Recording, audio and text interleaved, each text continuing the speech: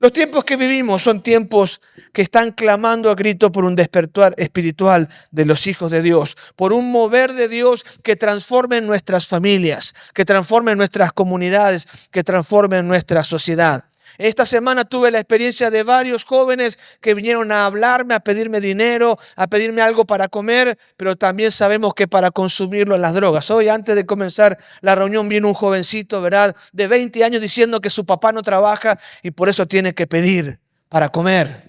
Medio grande ya, 20 años para pedir para comer porque su papá no trabaja, ¿verdad? Y este joven estaba llorando porque no tenía que comer y se podía oler en él, ¿verdad?, el efecto de las drogas. Así está nuestra sociedad, así está nuestra comunidad. Nuestra comunidad necesita que haya un despertar espiritual a la manera de Gales, a la manera de Filipo, donde Dios haga algo y la gente se transforme. Nuestras familias, llenas de gritos, de violencia, de maltrato, de rencor, necesitan un despertar espiritual. Y nosotros podemos aprender de la palabra del Señor, de la experiencia de este despertar espiritual en la cárcel. Podemos aprender las claves para provocar un despertar espiritual a través de nuestras vidas. Y no puedo separar el mensaje que quiero compartir de este concepto, a través de nuestra vida. Diga usted, a través de mi vida.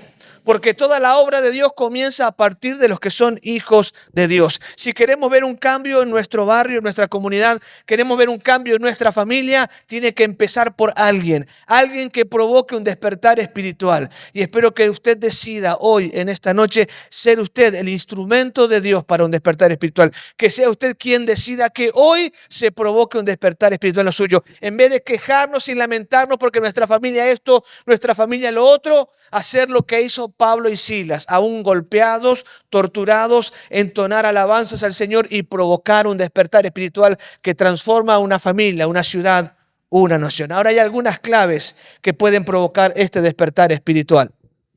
Lo que queremos entonces es ser instrumentos de Dios. Diga conmigo otra vez, a través de mi vida hay un despertar espiritual en nuestra familia y en nuestra nación. Ahora, quiero presentarle algunas claves. La primera de ellas, una vida de alabanza es clave para el despertar espiritual. Hechos capítulo 16 y versículo 25. Dice la palabra del Señor. Alrededor de la medianoche, Pablo y Silas estaban orando y cantando himnos a Dios y los demás prisioneros escuchaban. ¿Dónde empieza un despertar espiritual? ¿Cuál es la clave? Una vida de alabanza es la clave para un despertar espiritual. Dice la palabra que Pablo y Silas fueron encarcelados injustamente después de ser golpeados. Sin embargo, a pesar de su situación dolorosa y difícil, ellos no se lamentaban ni se quejaban. En lugar de quejarse por la injusticia y reclamar porque estaban presos sin ninguna causa, de haber sido torturados a pesar de ser ciudadanos romanos, sin un juicio, ser encarcelados y golpeados, en lugar de eso, ellos comenzaron a orar y a cantar himnos a Dios.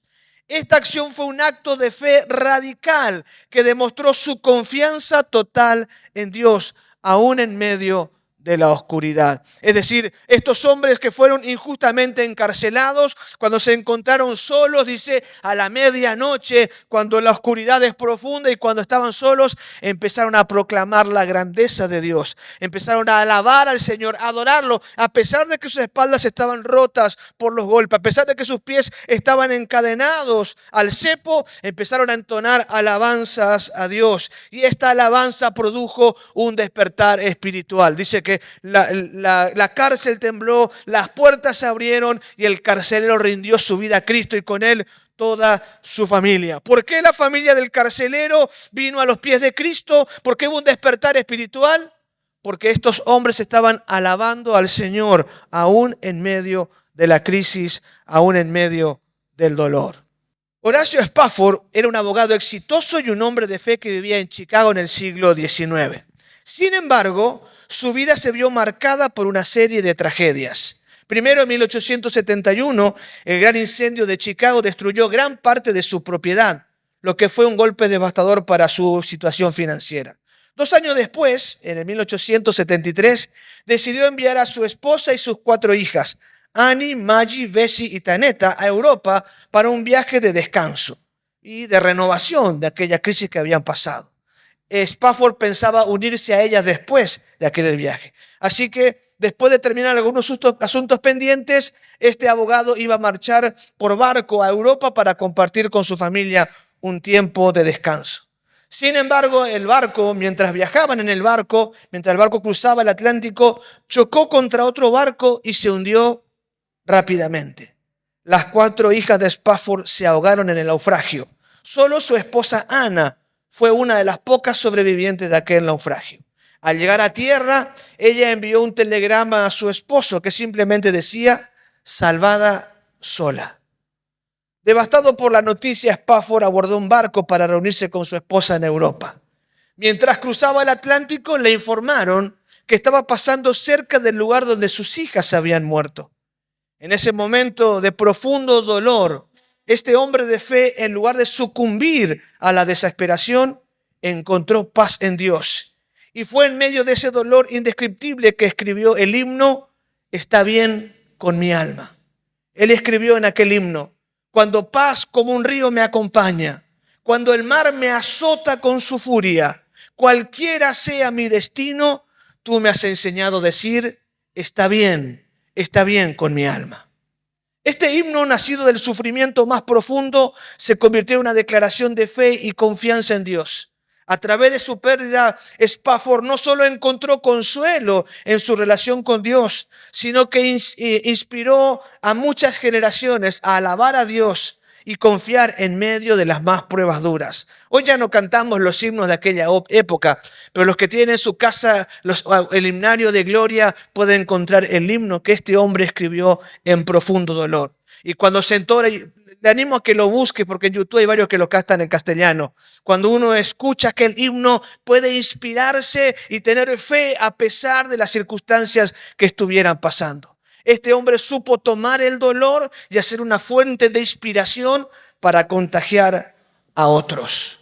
Por eso necesito preguntarte, ¿cómo enfrentas los momentos de dificultad? ¿Cómo reaccionas cuando estás en algún problema, en algún dolor? El despertar espiritual de tu familia va a comenzar muchas veces en medio de la prueba. Si nosotros elegimos alabar a Dios en vez de quejarnos, si decimos reconsagrarnos a Él y buscarlo en los momentos difíciles, la adversidad nos puede llevar a un lugar profundo de fe. Y si aprendemos a verlo como oportunidad y confiar en el plan de Dios, los nuestros van a venir al Señor y van a tener esperanza en Él. Pablo y Silas estaban encadenados y sufriendo, pero en vez de quejarse, alabaron al Señor. Y esto produjo un profundo despertar espiritual. No dejes que las circunstancias te apaguen espiritualmente. En lugar de eso, busca a Dios en oración y alabanza. Aun cuando parezca que todo está en tu contra, tu actitud de fe puede ser el inicio de un cambio profundo en tu vida y en la vida de los que te rodean. Si tu familia solo escucha tu queja, si tu familia solo escucha el plagueo, si vos decís que servís a Dios, que sos hijo de Dios, hija de Dios, pero solo hay queja, solo hay mal humor, solo hay plagueo, pues no habrá ningún despertar espiritual. No van a querer creer en el Dios que vos crees. Si por el contrario aprendés a cavar profundo en los momentos difíciles y buscar a Dios con intensidad y entonar cánticos de alabanza, tu familia verá tu fe y tu fe va a impactar sus vidas y ellos vendrán rendidos a los pies del Señor. El despertar espiritual empieza cuando dejamos de quejarnos y lamentarnos por lo que nos pasa y empezamos a adorar a Dios en toda circunstancia. ¿Cuál es tu reacción ante la prueba? ¿Cuál es tu reacción ante los problemas? Cuando hay una dificultad, ¿cuál es tu reacción? ¿Buscar a Dios en oración, clamar a Él, buscar su mano o quejarte y entregarte a la desesperación y a la ansiedad?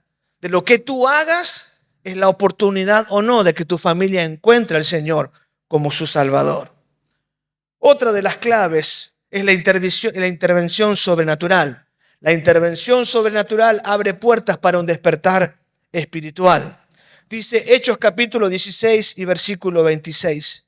De repente hubo un gran terremoto y la cárcel se sacudió hasta sus cimientos. Al instante todas las puertas se abrieron de golpe y a todos los prisioneros se les cayeron las cadenas. La intervención sobrenatural abre las puertas para un despertar espiritual en tu familia, en los tuyos. Después que Pablo y Silas alabaron a Dios, ocurrió un terremoto que sacudió los cimientos de la prisión. Este terremoto abrió todas las puertas y se rompieron todas las cadenas de los prisioneros. Este evento no fue una casualidad, sino fue una intervención directa de Dios, mostrando su poder y su control en la situación de manera absoluta, respaldando a aquellos que habían puesto su confianza en Él.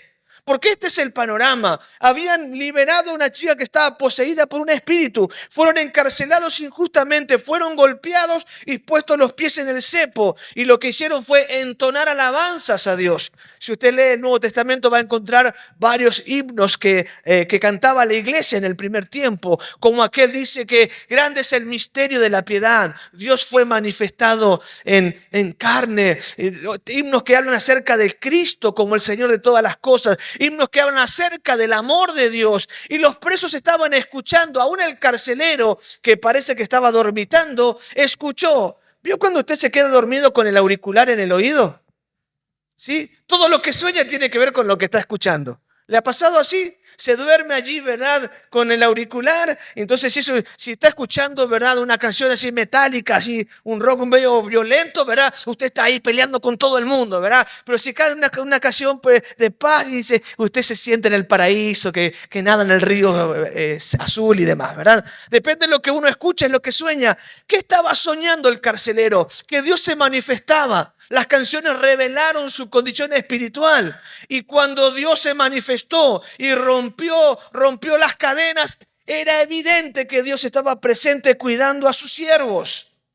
Es decir, ese milagro fue respuesta a la búsqueda de Dios de Pablo y Silas. Y la cárcel se volcó a Cristo por este milagro. Un testimonio poderoso de que Dios hace aún hoy milagros y está registrado es lo que pasó con John Smith, un joven que en el año 2015 vivió una experiencia milagrosa que desafió la ciencia médica. John tenía 14 años y cayó a través del hielo en un lago en Missouri y quedó atrapado bajo el agua helada por más de 15 minutos. Cuando los equipos de rescate finalmente lograron sacarlo, su corazón había dejado de latir y los médicos lo declararon clínicamente muerto. Tras varios intentos fallidos de reanimación, lo dejaron y dijeron que ya estaba muerto. En total, John estuvo sin pulso durante casi una hora.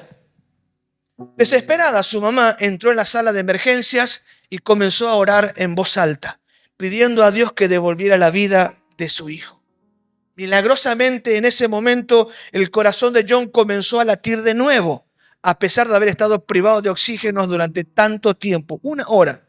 Y en contra de todas las expectativas médicas, John no sufrió ningún daño cerebral y en pocos días se recuperó completamente. Hasta el día de hoy, John y su familia testifican sobre el poder de Dios en la oración y la sanidad divina, recordándonos que Dios sigue interviniendo. Su historia ha inspirado a miles y ha llevado a que muchos experimenten un despertar espiritual. Usted y yo hemos sido puestos en la tierra para anunciar el mensaje de salvación. La palabra de Dios dice en el libro de Marcos capítulo 16, que cuando los creyentes salen a anunciar el mensaje de salvación, los enfermos son sanados. Que los milagros acompañan la predicación de la palabra del Señor. Si nosotros vamos a provocar un despertar espiritual en nuestra familia, en los nuestros, vamos a cambiar nuestra profesión. Dejaremos de ser farmacéuticos. Dejaremos de ser consejeros médicos porque no somos médicos, ¿verdad? Pero me duele acá y ya tenemos una pastilla para darle. Cuando lo que tenemos que dar es una oración. Dios responde al día de hoy a la oración. La promesa dice, y pondrán las manos sobre los enfermos y estos sanarán. Jesús dijo, vayan, hablen la palabra, echen fuera demonios y sanen a los enfermos. Ocúpense de toda enfermedad y toda dolencia, hablando de la enfermedad del cuerpo y también de la enfermedad de la mente. La situación es difícil, los problemas de salud, las crisis son oportunidades para que Dios intervenga. Lo que tenemos que hacer como discípulos de Cristo es poner la mano sobre los enfermos. Tenemos que creer en el poder de Dios para sanar y tenemos que clamar a Dios, orar, ayunar para que Dios cambie las historias de las personas que están sufriendo mediante milagros y prodigios. La palabra dice que todos los que creen pueden orar por los enfermos y estos experimentarán milagros. Confía en que Dios puede cambiar cualquier situación, aún los imposibles. No subestimes el poder de Dios para transformar tu vida. Mantente en fe, sabiendo que en cualquier momento Él puede intervenir de manera sobrenatural. Tú ocúpate de orar por milagros y señales. Tú ocúpate por alcanzar al alcohólico y decir hay esperanza y pon tu mano en él para que sea sanado. Días atrás estuve en la iglesia Emmanuel en Batoví. Y llega después del culto un borracho. Y usted sabe cómo hacen. Siempre a los pastores que están de visita le hacen orar por toda la gente, ¿verdad? Y este hombre pasó junto a mí. Y cuando vino junto a mí le presenté el plan de salvación, le testifiqué de Cristo y oré por él. Y dije, Dios te sana, Él te libera, no volverás a tomar. Él hace un milagro en tu vida. El día martes el pastor me mandó la foto, estaba reunido con ellos en el grupo discipulado. Desde entonces se está congregando fielmente. Dios ha hecho un milagro de liberación sobre esa vida. Y eso es lo que Dios quiere hacer a través de nosotros. Queremos un despertar espiritual, dejémonos de palabras, dejemos de discutir con la gente, dejemos de pelear y empecemos a orar para que Dios haga milagros, rompa cadenas, liberte cautivo y traiga sanidad sobre los enfermos.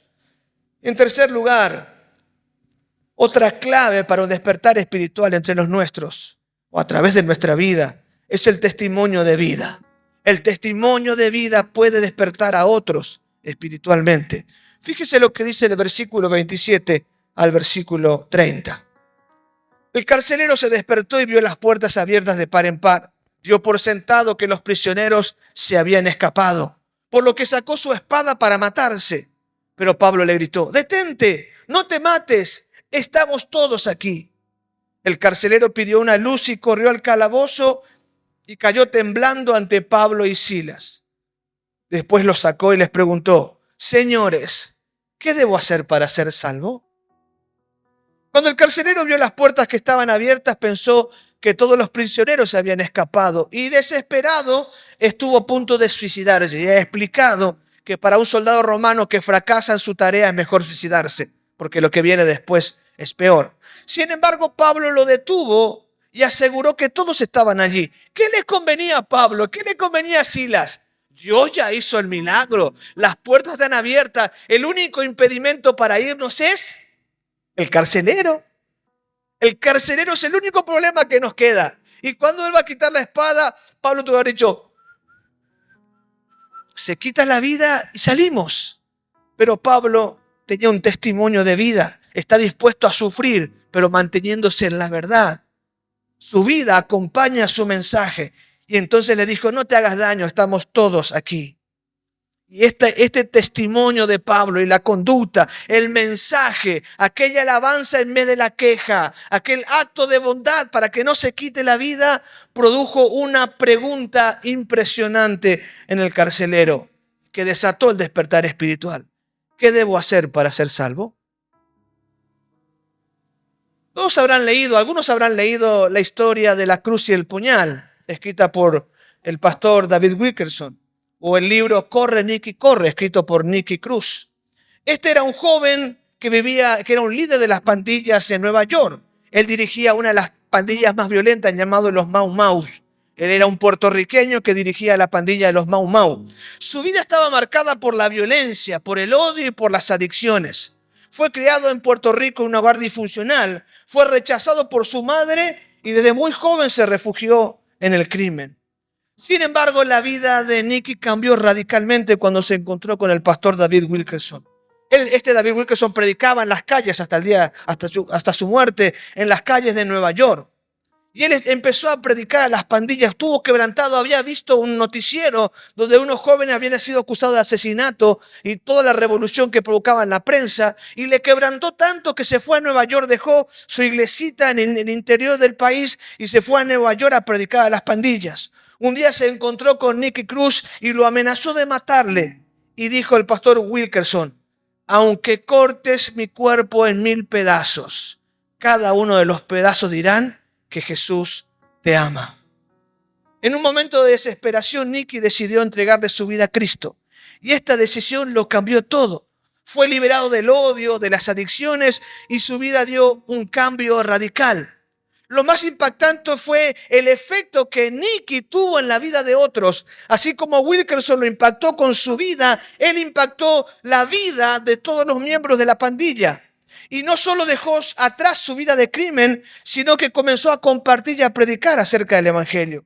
Su testimonio ha inspirado a miles de jóvenes a dejar las pandillas. Usted puede leer el libro Corre, Nicky, corre, y puede ver cómo este libro ha impactado millones de vidas. La transformación de Nicky Cruz muestra cómo el poder de Dios puede cambiar incluso las vidas más difíciles de tu esposo, de tu esposa, de tus hijos. Y cómo este testimonio puede inspirar también al otro, porque tu cambio puede inspirar también a otro. Tu vida diaria es un testimonio viviente.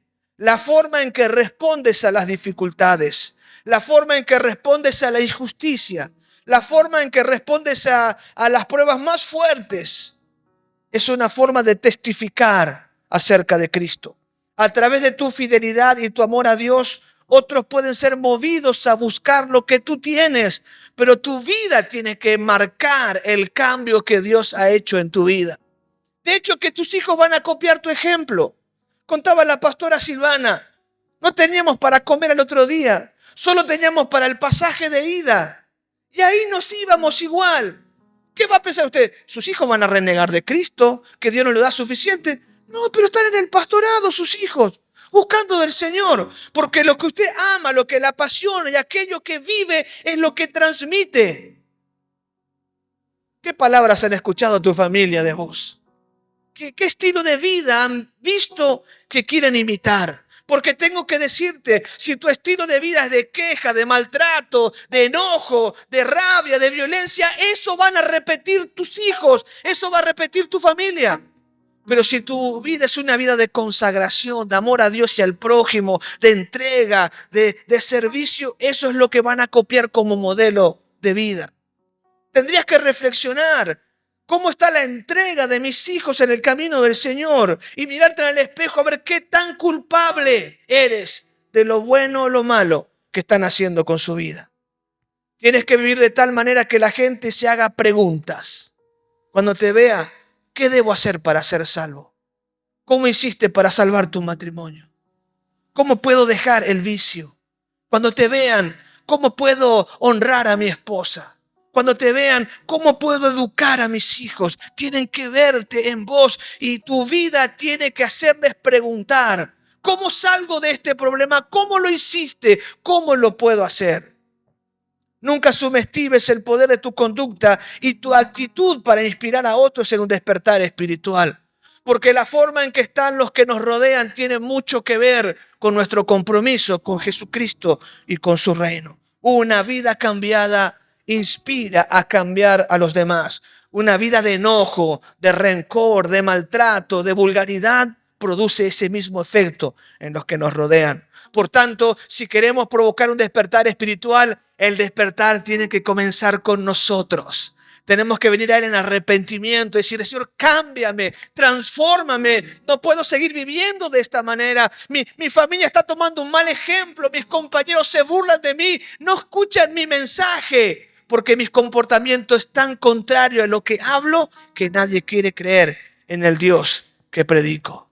¿Cómo es tu vida? ¿Cómo es tu testimonio? En ti está la capacidad de provocar un despertar espiritual.